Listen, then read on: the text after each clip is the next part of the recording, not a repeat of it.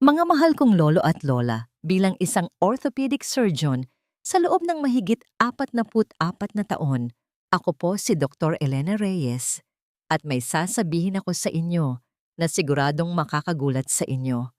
Sa loob ng maraming dekada, naniwala tayo yun na ang mga itlog ang pinakamagandang pamantayan para sa pagbuo at pagpapanatili ng kalamnan pagkatapos ng edad na 75. Ito ang itinuro sa amin sa bawat medikal na libro.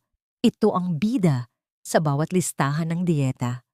At bawat nakatatandang pasyente na ginamot ko ay sinabihan na kumain na lang ng mas maraming itlog kung gusto nila ng mas malakas na binti, mas magandang balanse o proteksyon laban sa pagkawala ng kalamnan. Ngunit isang bagong alon ng mga pag-aaral ang nagpipilit sa mga eksperto tulad ko na ganap na pag-isipang muli ang payong yon dahil natuklasan ng mga mananaliksik ang isang grupo ng mga keso na napakabisa, napakasiksik sa protina at bukod tanging nasisipsip ng mga nagkakaedad na kalamnan, kaya tinatalo nila ang mga itlog ng hanggang 1,000 beses pagdating sa mga nakatatandang higit sa 75 taong gulang. Oo, tama ang inyong narinig. At ang datos na ito ay hindi nagmumula sa mga walang batayang pinagmulan. Ito ay mga peer-reviewed na klinikal na pag-aaral na sumusukat sa pagtugon ng mitochondria, pagkumpuni ng himaymay ng kalamnan, pagsipsip ng amino acid at paglaban sa protina dahil sa katandaan. Nagamot ko na ang 10,000 nakatatanda sa aking buong karera at buong kumpiyansa kong masasabi ito sa inyo. Ang pinakamalaking hadlang sa pagpapanatili ng kalamnan pagkatapos ng 75 ay hindi ang edad, kundi ang paggamit ng maling protina. Ang mga itlog ay naiiba ang pagtunaw kapag umabot ka na sa 70. Mas mabagal itong sinisipsip ng iyong bituka. Mas mahina ang pagtugon ng iyong mga kalamnan at mas mabilis na tumataas ang mga pamamaga sa inyong katawan. Ngunit ang 5 keso na ito, nilalampasan nila ang halos lahat ng problema na nagpapahirap sa paglaki ng kalamnan pagkatapos ng 75. Mas mabilis silang pumapasok sa daluyan ng dugo.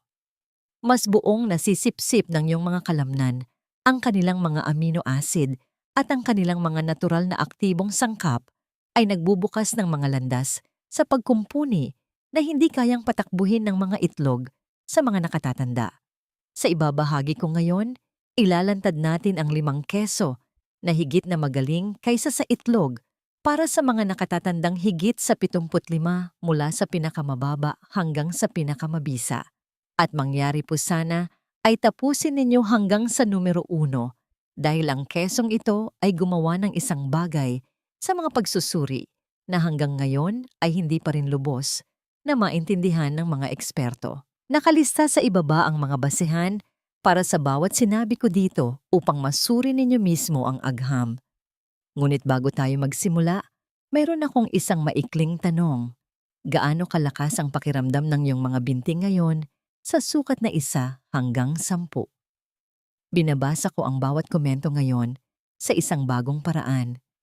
Ginagamit ko ang inyong mga sagot upang tulungan akong hubugin ang mga susunod kong ibabahagi para sa ating komunidad ng mga nakatatanda. Kaya huwag itong palagpasin. Ngayon nang walang pagpapaligoy-ligoy, magsimula na tayo. Ang keso numero 5 sa ating listahan ay isang bagay na halos walang nakatatanda na nakakaalam na isa palang nakatagong tagabuo ng kalamnan. Numero 5, Swiss cheese. Ang pinagmumulan ng calcium na muling bumubuo sa pundasyon ng iyong kalamnan. Ang Swiss cheese ay maaring mukhang isang ordinaryong palaman sa tinapay, ngunit tinatawag ito ng mga orthopedic surgeon na tagabuo ng pundasyon para sa mga nagkakaedad na kalamnan.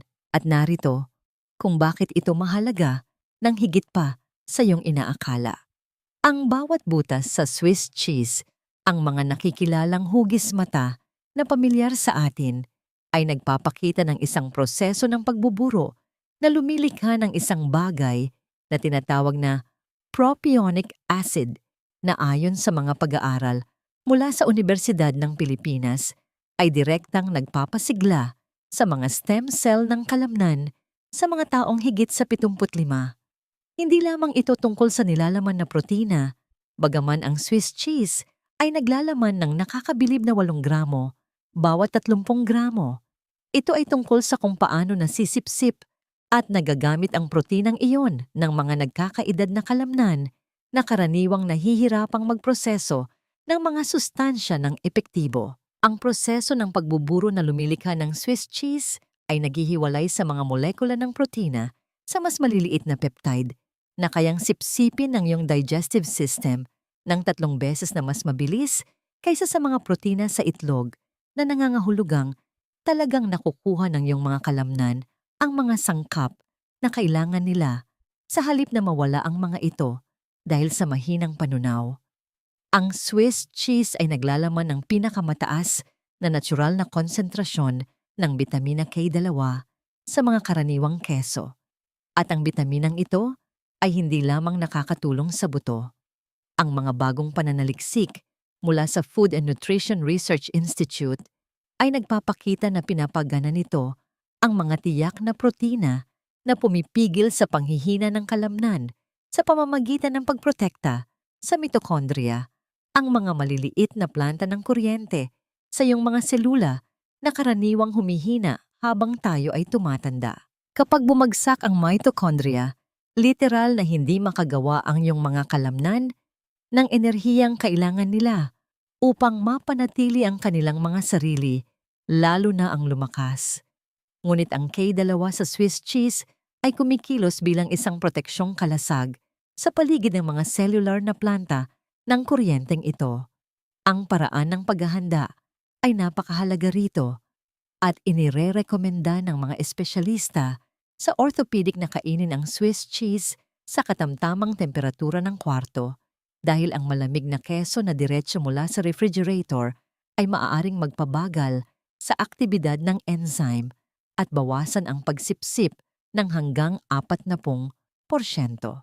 Para sa pinakamataas na benepisyo sa kalamnan, ipares ang iyong Swiss cheese sa whole grain crackers o sourdough na tinapay dahil ang kombinasyon ng mga protina ng keso at complex carbohydrates ay nagpapalitaw ng mas malakas na pagtugon ng insulin na naghahatid ng mga amino acid ng direkta sa himaymay ng kalamnan. Isipin ang insulin bilang delivery truck na nagdadala ng mga materyales sa pagtatayo sa mga lugar ng pagtatayo ng iyong kalamnan. Ang pinakamagandang oras upang kumain ng Swiss cheese para sa pagbuo ng kalamnan ay 30 minuto pagkatapos ng anumang pisikal na aktibidad, kahit na magaan na paglalakad dahil ang iyong mga kalamnan ay handang sumipsip ng mga sustansya sa oras na ito. At ang mga pinatandang protina sa Swiss cheese ay tumatama sa iyong daluyan ng dugo sa tamang-tamang pagkakataon. Puntiryahin ang 60 gramo araw-araw na nagbibigay ng 16 na gramo ng madaling sipsipin na protina kasama ang sapat na calcium upang suportahan ang mga paghilab ng kalamnan na nagpapanatili sa iyong malakas at matatag. Ang mga Swiss ay may tradisyon ng pagkain ng kanilang sikat na keso na may mga inatsarang gulay. At ipinapakita ngayon ng agham na pinapataas ng kombinasyong ito ang pagsipsip ng protina dahil ang asidikong kapaligiran mula sa mga atsara ay tumutulong na mas lalong tunawin ang mga protina ng keso. Itabi ang iyong Swiss cheese na nakabalot sa wax paper kaysa sa plastic dahil pinapayagan nito itong huminga at pinapanatili ang mga kapaki-pakinabang na bakterya na nag-aambag sa mga katangian nito sa pagbuo ng kalamnan.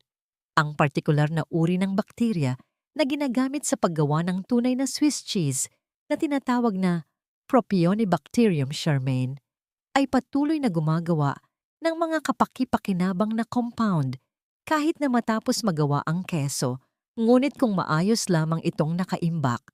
Ang Swiss cheese ay naglalaman din ng isang bagay na tinatawag na sphingolipids na mga espesyal na taba na tumutulong sa pagkumpuni ng lamad sa paligid ng mga selula ng kalamnan na mahalagang nagtatakip sa mga pader ng mga pabrika ng iyong kalamnan upang mas mahusay silang gumana. Nalaman ng mga pananaliksik mula sa Department of Science and Technology na ang mga taong regular na kumakain ng Swiss cheese ay may 30% mas mahusay na tibay ng kalamnan kaysa sa mga nakakuha ng kanilang protina mula sa ibang mga mapagkukunan.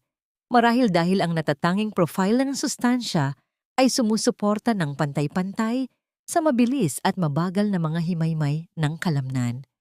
Ang kapangyarihan sa pagbuo ng kalamnan ay mas tumitindi pa habang umaakyat tayo sa listahan. Bago tayo magpatuloy, siguraduhing i-click ang like at mag-subscribe. Ang susunod ay masyadong mahalaga para palagpasin. Numero 4, ricotta cheese. Ang lihim ng whey protein na kayang makipagsabayan sa mga suplemento ng mga atleta. Ang ricotta cheese ay pangunahing siksik na whey protein na nagtatago sa paningin at nirereseta na ito ngayon ng mga orthopedic surgeon sa mga pasyenteng nagpapagaling mula sa mga operasyon sa pagpapalit ng balakang at tuhod dahil sa kamanghamanghang kakayahan nitong mabilis na muling buuin ang himaymay ng kalamnan.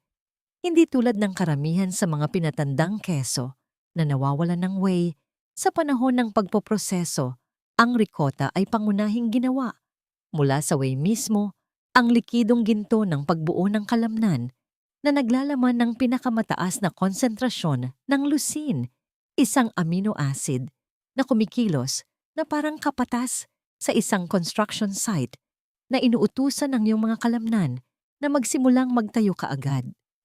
Ang isang tasa ng ricotta ay naglalaman ng 14 na gramo ng kompletong protina kasama ang lahat ng 9 na mahahalagang amino acid sa eksaktong sukat na kailangan ng iyong mga kalamnan para magkumpuni at lumaki. Bukod pa rito, inihahatid nito ang mga sustansyang ito sa isang magatas at madaling matunaw na anyo na hindi nagpapahirap sa mga nagkakaedad na sistema ng panunaw tulad ng madalas na ginagawa ng mga siksik na protina mula sa karne. Ang Philippine General Hospital na unang nag-aral sa mga epekto ng ricotta sa sarcopenia, ang pagkawala ng kalamnan dahil sa edad na nakakaapekto sa 70% ng mga taong higit sa 75 ay nakatuklas na ang mga kalahok na kumain ng ricotta araw-araw ay nagpataas ng kanilang masa ng kalamnan ng average na mahigit 1 kilo sa loob lamang ng 8 linggo nang hindi binabago ang kanilang mga nakagawiang ehersisyo. Ang nagpapalakas, lalo sa ricotta, para sa mga nakatatanda ay ang mataas na konsentrasyon nito ng alpha-lactalbumin, isang protina na hindi lamang bumubuo ng kalamnan, kundi nagpapabuti rin ng kalidad ng tulog sa pamamagitan ng pagtaas ng produksyon ng serotonin. At ang mas maayos na tulog ay nangangahulugan ng mas mahusay na pagbawi ng kalamnan at paglabas ng growth hormone sa mga kritikal na oras sa gabi. Ang calcium sa ricotta ay dumarating sa isang natatanging kristal na estruktura na magagamit kaagad ng iyong mga kalamnan para sa paghilab at lakas. Hindi tulad ng mga tabletang suplemento na madalas ay dumadaan lamang sa iyong sistema nang hindi nagagamit dahil wala sila sa anyo na nakikilala ng iyong katawan. Para sa pinakamataas na benepisyo sa pagbuo ng kalamnan, haluan ang sariwang ricotta ng kaunting pulot at budburan ng cinnamon dahil ang kombinasyong ito ay napatunayang nagpapataas ng paggawa ng protina ng 25% kumpara sa pagkain lamang ng ricotta, marahil dahil ang natural na asukal sa pulot ay tumutulong sa paghatid ng mga amino acid sa mga selula ng kalamnan nang mas mabilis habang ang cinnamon ay nagpapabuti sa pagiging sensitibo sa insulin. Ang oras dito ay napakahalaga. Kainin ang ricotta bilang unang protina mo sa maghapon sa loob ng 1 oras pagkatapos magising dahil ang pag-aayuno sa gabi ay naglalagay sa iyong mga kalamnan sa isang estado ng pagkasira na tinatawag na catabolism. At ang mabilis na masipsip na mga protina ng ricotta ay agad na ibinabalik ang paggana sa anabolism na siyang mode ng pagbuo na kailangan ng iyong mga kalamnan upang lumaki. Maraming mga orthopedic surgeon ang nagre-rekomenda ng paggawa ng pang-umagang smoothie na may isang tasa ng ricotta, isang dakok ng mga berry at isang kutsara ng giniling na buto ng flax na lumilikha ng isang pampalakas sa pagbuo ng kalamnan na lasang panghimagas.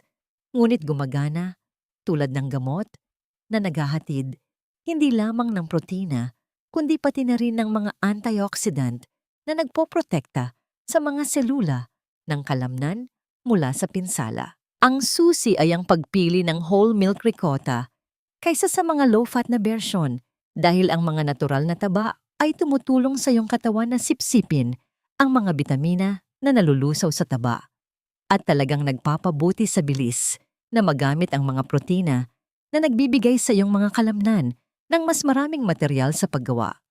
Ang sariwang ricotta ay tumatagal lamang ng halos 1 linggo sa refrigerator, ngunit ang maikling buhay na ito sa istante ay talagang isang magandang senyales. Nangangahulugan ito na ang mga protina ay aktibo pa rin at hindi pa nasisira ng labis na pagpoproseso o mga preservatives na magpapababa sa kanilang potensyal sa pagbuo ng kalamnan. Ang mga whey protein sa ricotta ay partikular na mayaman sa cysteine, isang amino acid na ginagamit ng iyong katawan upang makagawa ng glutathione na siyang pangunahing antioxidant ng iyong kalamnan na pumipigil sa pinsalang oxidative na nagpapabilis sa pagkawala ng kalamnan dahil sa edad. Ang mga sentenaryo natin sa Batanes na regular na kumakain ng ricotta ay nagpapakita ng komposisyon ng himaymay ng kalamnan na katulad ng mga taong 20 taon na mas bata na nagpapahiwatig na ang pare-parehong pagkain ng ricotta ay maaaring makapagpabagal talaga sa proseso ng pagtanda sa antas ng selula ng himaymay ng kalamnan.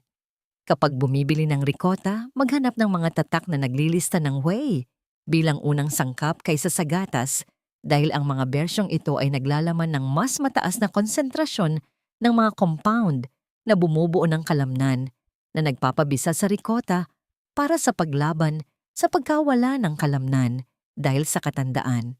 Ngunit ang susunod na keso ay naglalaman ng isang bagay na mas kamangha-mangha para sa mga nagkakaedad na kalamnan.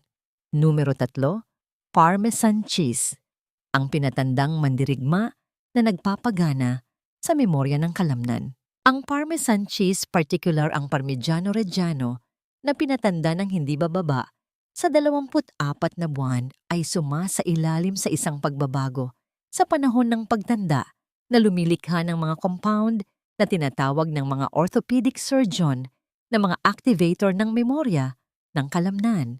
At ang pagtuklas na ito ay nagpapabago sa kung paano natin nilalapitan ang pagpapanatili ng kalamnan pagkatapos ng edad na 75.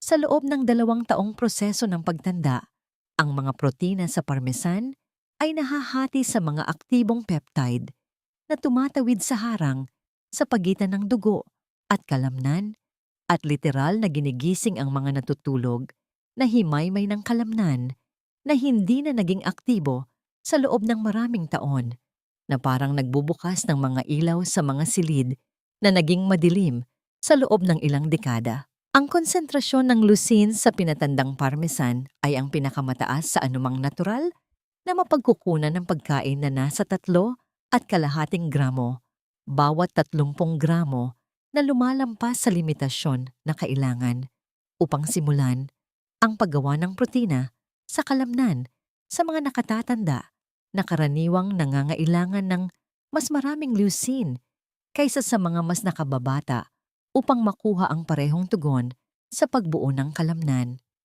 Isang pangyayari na tinatawag ng mga siyentipiko na anabolic resistance. Ang mga mananaliksik sa Pilipinas na pinag-aaralan ang mga sentenaryo sa vegan, kung saan naging paborito na ng maraming lokal, ang ganitong klasing sangkap ay natuklasan na ang mga kumakain ng parmesan araw-araw ay napanatili ang 50% na mas maraming masa ng kalamnan kaysa sa mga hindi kahit isinasaalang-alang ang mga antas ng aktibidad at iba pang mga kadahilanan sa dieta. Ang proseso ng pagtanda ay lumilikha din ng mataas na antas ng glutamate. Hindi ang uri ng MSG kundi ang natural na amino acid na nagpapahusay sa pagbawi ng kalamnan at nagpapababa sa mga pamamaga na karaniwang pumipigil sa mga matatandang kalamnan sa maayos na muling pagbuo pagkatapos ng ehersisyo o mga pang-araw-araw na gawain. Ang partikular na nakakabighani ay ang parmesan ay naglalaman ng mga namuong kristal ng amino acid. Ang mga malulutong na piraso na minsan ay nararamdaman mo na mahalagang mga natunaw ng protina na direktang sinisip-sip sa dingding ng iyong bituka nang hindi nangangailangan ng anumang pagsisikap sa panunaw. Perpekto para sa mga nakatatanda na ang produksyon ng asido sa tiyan ay bumaba ng hanggang 60%. Ang susi sa pagpapalaki ng mga benepisyo ng parmesan sa kalamnan ay nakasalalay sa kung paano mo ito kinakain. Kaskasin ito ng sariwa sa halip na bumili ng mga nakakaskas ng bersyon dahil ang pagkakalantad sa hangin ay sumisira sa mga aktibong compound sa loob ng ilang oras at palaging idagdag ito sa mainit hindi nakakapasong mga pagkain. Dahil ang mga temperatura na higit sa 60 antas sentigrado ay maaaring makasira sa mga espesyal na peptide na nagpapabisa sa parmesan, inirerekomenda ng mga orthopedic surgeon ang pagkonsumo ng 30 hanggang 60 gramo ng pinatandang parmesan araw-araw, pinakamainam na hinati sa tanghalian at hapunan. Kinaskas sa ibabaw ng mga gulay sopas o salad kung saan ang kombinasyon sa mga sustansya ng halaman ay lumilikha ng magkatuwang na epekto na nagpapalakas ng paggawa ng protina sa kalamnan ng hanggang 40%. Ang oras ay hindi gaanong mahalaga rito kaysa sa pagiging tuloy-tuloy. Ang mga aktibong peptide sa parmesan ay naiipon sa himaymay ng kalamnan sa paglipas ng panahon, lumilikha ng reserba na maaaring kunin ng iyong katawan tuwing kailangan nitong magkumpuni o magbuo ng kalamnan, tulad ng pagkakaroon ng savings account na partikular para sa pagpapanatili ng kalamnan na lumalago na may kasamang interes. Para sa mga nag-aalala tungkol sa sodium, ang mga benepisyo sa pagbuo ng kalamnan ng tunay na pinatandang parmesan ay mas matimbang kaysa sa mga alalahanin sa sodium para sa karamihan ng mga tao. At ang mga umami compound ay talagang nakakatulong sa iyo na mabusog sa mas kaunting pagkain sa kabuuan na pumipigil sa pagkawala ng kalamnan na nagmumula sa hindi sapat na pagkonsumo ng protina na nakakaapekto sa 70% ng mga nakatatandang higit sa 75. Bumili ng parmesan ng buo at itago ito na nakabalot sa parchment paper sa loob ng isang maluwag na plastic bag sa lalagyan ng gulay ng iyong refrigerator kung saan ang antas ng halumigmig ay perpekto para mapanatili ang mga aktibong compound nito nang hindi nagkakabuo ng amag.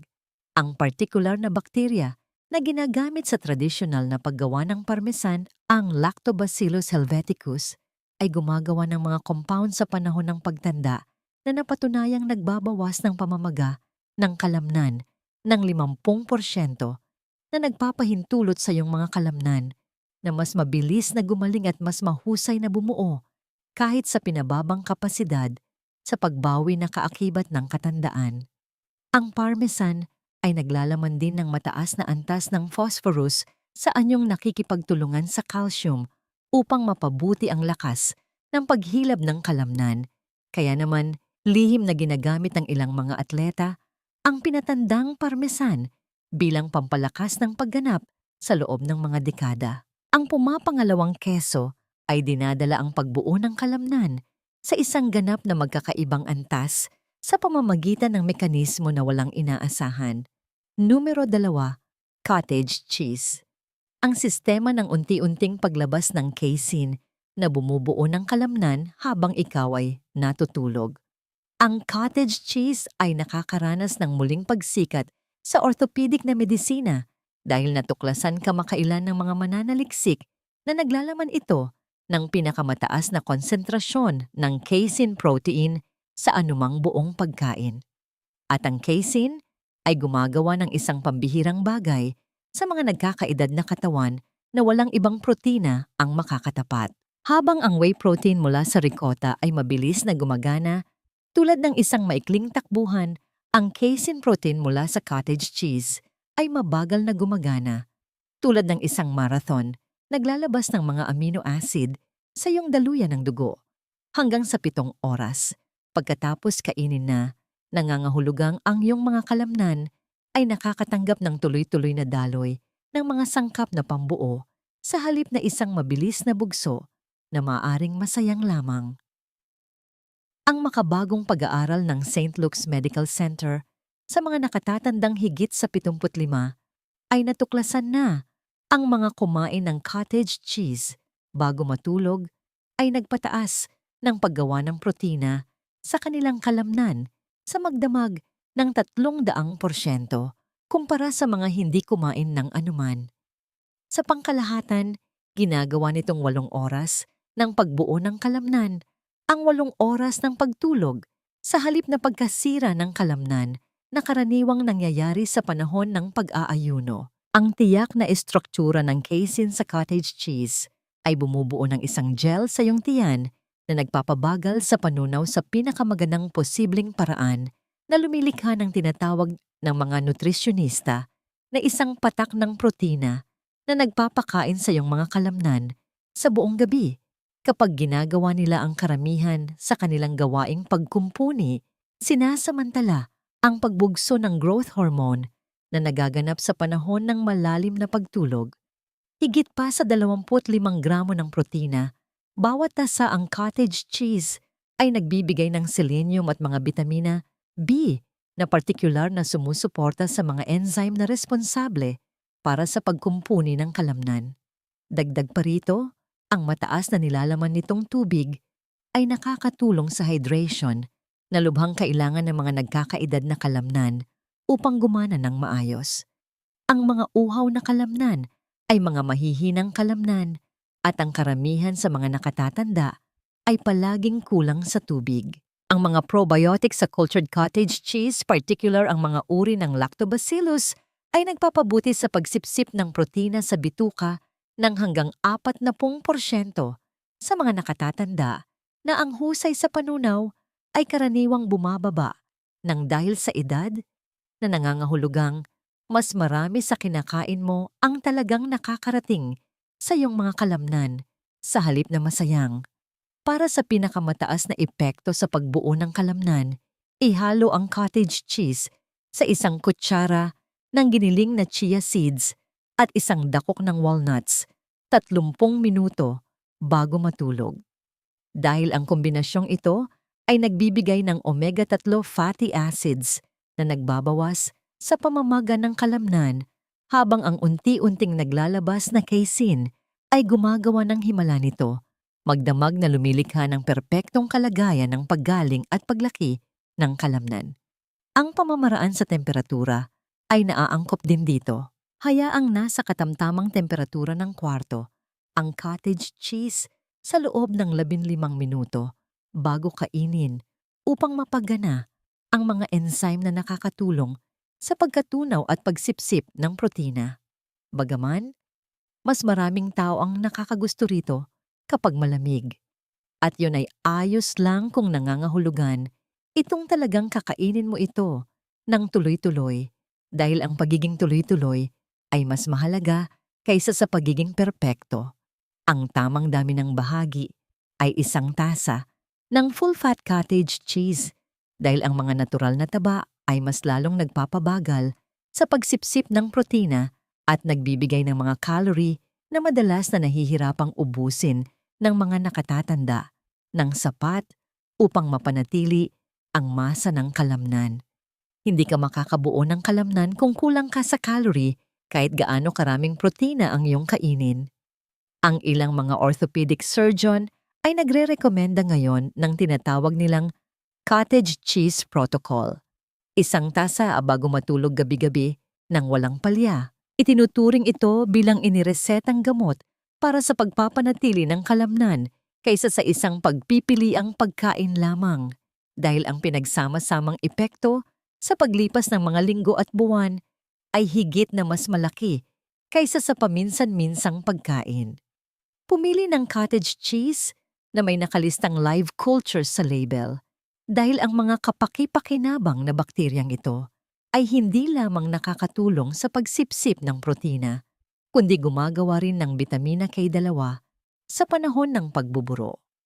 Nagdaragdag ng isa pang layer ng proteksyon sa kalamnan na nakikipagtulungan sa mga casein protein, ang sodium sa cottage cheese na madalas na tinitingnan bilang negatibo ay talagang nakakatulong sa hydration ng kalamnan at pagdadala ng sustansya na ginagawa itong kapaki-pakinabang kaysa nakakapinsala para sa karamihan ng mga nakatatanda na may posibilidad na kumonsumo ng kulang sa sodium dahil sa mga lumang payo sa dieta. Ang pananaliksik mula sa National Center for Geriatric Health ay nagpapakita na ang kombinasyon ng casein protein at calcium sa cottage cheese ay nagpapagana sa mga satellite cell na parang mga stem cell para sa iyong mga kalamnan na tumutulong na muling buhayin ang himaymay ng kalamnan na nasira dahil sa edad o kawalan ng aktibidad.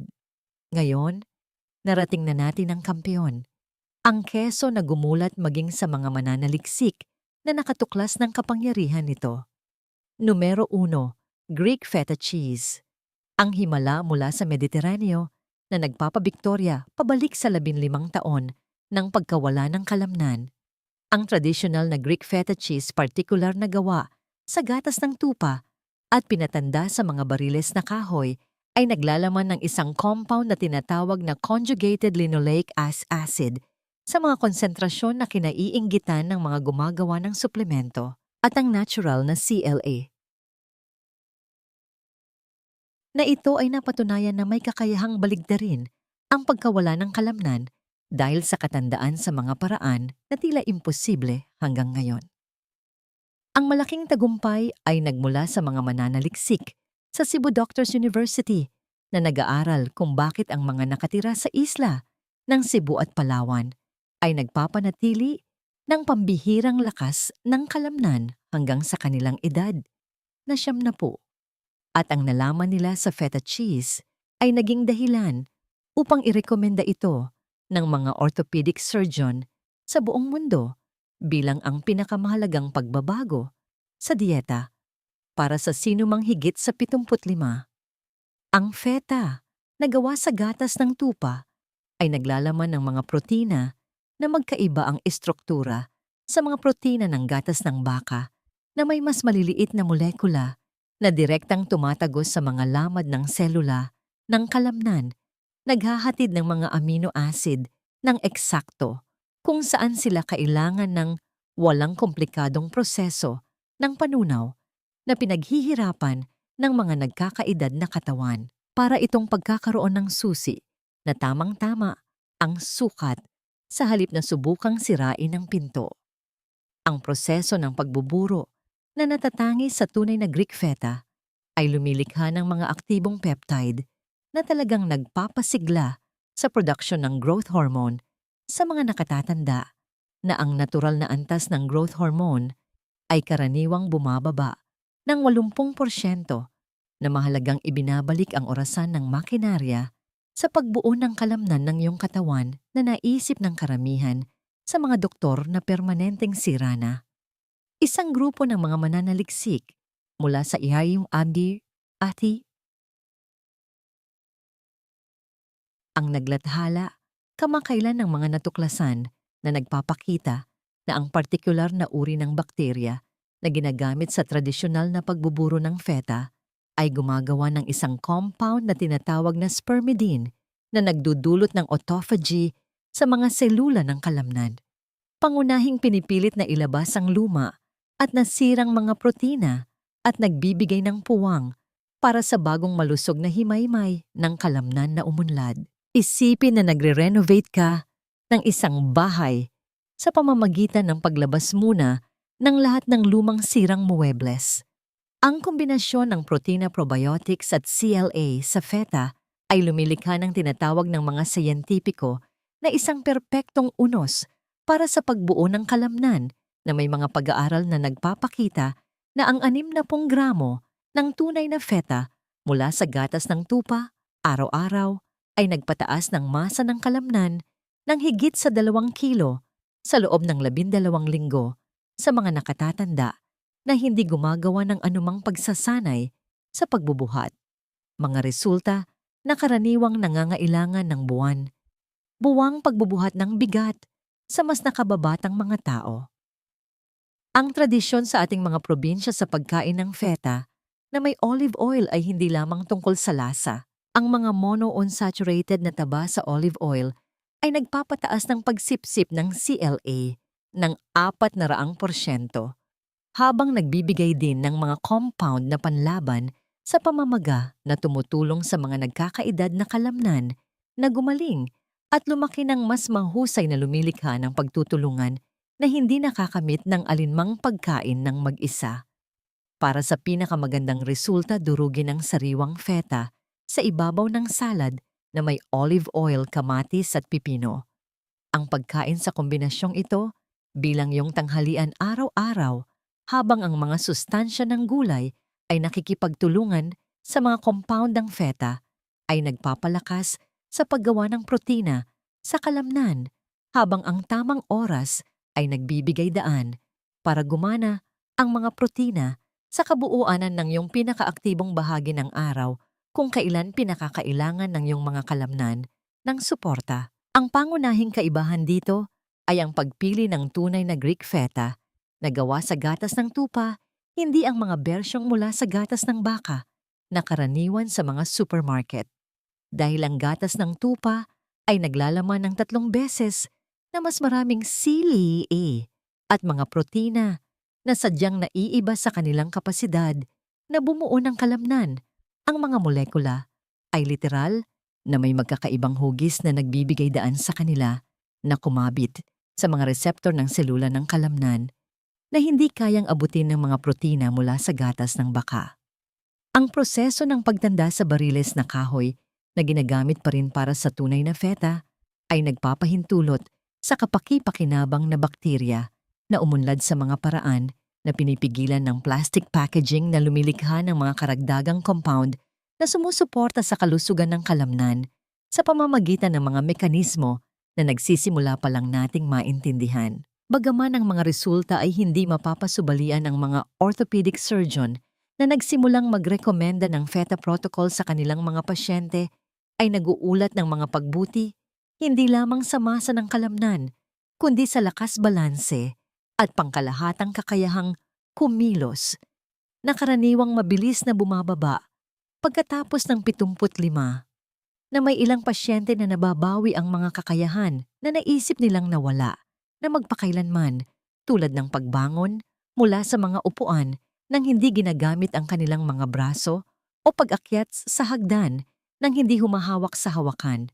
Ang gatas ng tupa na ginagamit sa tunay na feta ay naglalaman din ng mas matataas na antas ng medium-chain fatty acids na nagbibigay ng agarang enerhiya sa mga kalamnan habang sabay-sabay na binabawasan ang pamamaga. Isang dobleng aksyon na walang ibang keso ang nakakamit sa ganitong antas. Kung nagulat kayo sa impormasyong ito tungkol sa keso at kalusugan ng kalamnan, i-click ninyo ang subscribe button para sa mas marami pang kaalaman sa nutrisyon na suportado ng siyensya. At bago ako magpaalam, narito ang isang mahalagang aral na gusto kong isapuso ninyo. Ang pagtanda ay hindi isang pader na hindi natin kayang akyatin, kundi isang bagong yugto kung saan kailangan lamang natin ng mga tamang kaalaman at tamang sandata, tulad ng tamang pagkain, upang patuloy na maging malakas at masigla. Huwag nating isuko ang ating lakas dahil lang sa ating edad. Laging may paraan para mapangalagaan natin ang ating katawan na ibinigay sa atin ng may kapal. Kaya naman, hinihikayat ko kayo na mag-iwan ng komento sa ibaba. Ano ang pakiramdam ng inyong mga binti ngayon sa sukat na 1 hanggang 10? Nakatulong ba ang inyong nalaman? Huwag kalimutang i-click ang subscribe button at i-share ang mahalagang mensaheng ito sa inyong mga pamilya, kaibigan at mga kapwa natin, lolo at lola, para sabay-sabay tayong maging malusog. Maraming salamat sa panonood at magkita-kita tayo sa susunod.